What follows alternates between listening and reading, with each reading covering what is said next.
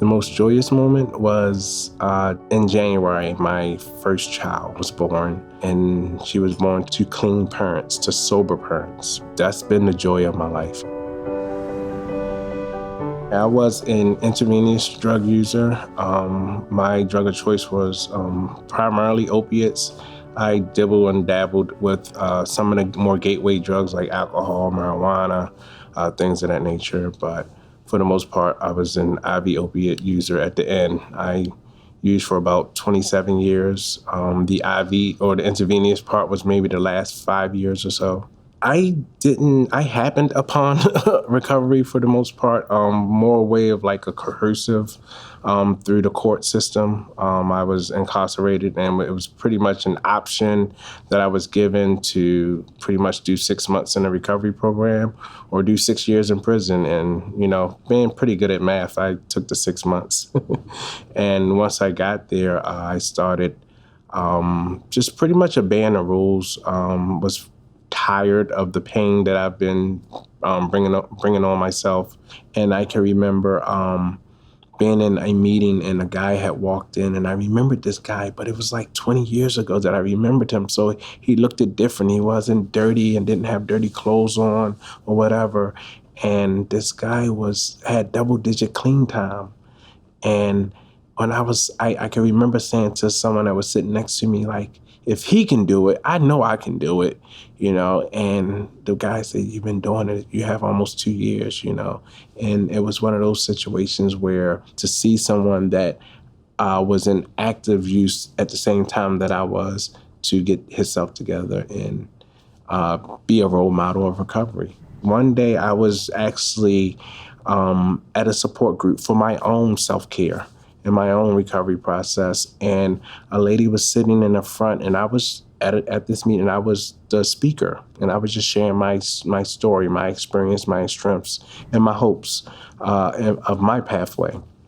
And the young lady that was sitting in the front row, she was there in tears.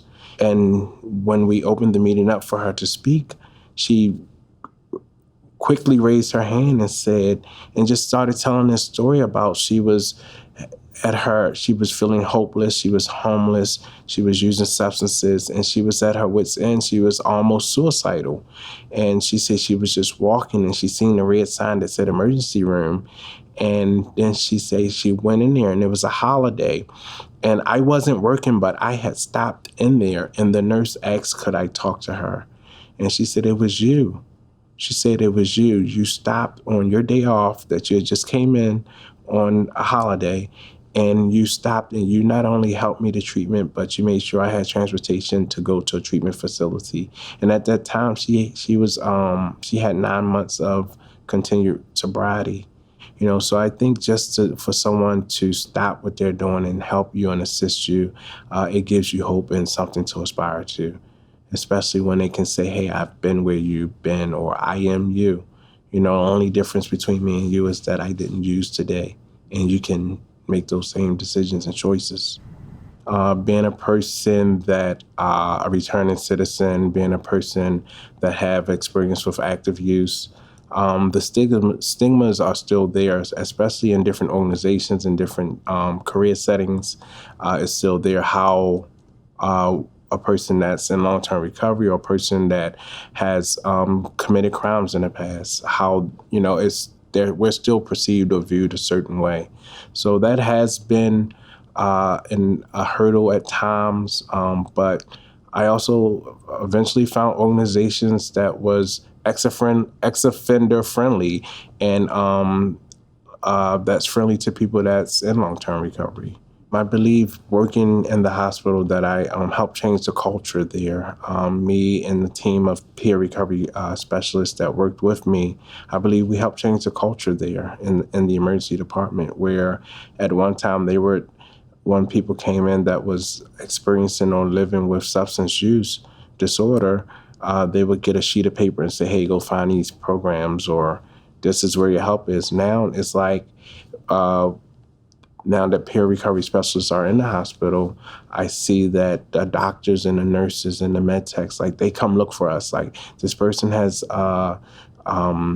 reported substance use? Can you see if you can help them? Instead of just pushing them off, they too try to be part of that continuum of care. And that's pretty much what peer recovery coaching is, because even when you punch out, you'll see people that are experiencing substance use at Walmart or at the gas station, and you'll stop and you'll support their effort towards change. My name is Dwayne Dean. I am thankful for every day that I'm in recovery and will not be stopped by the stigma of addiction.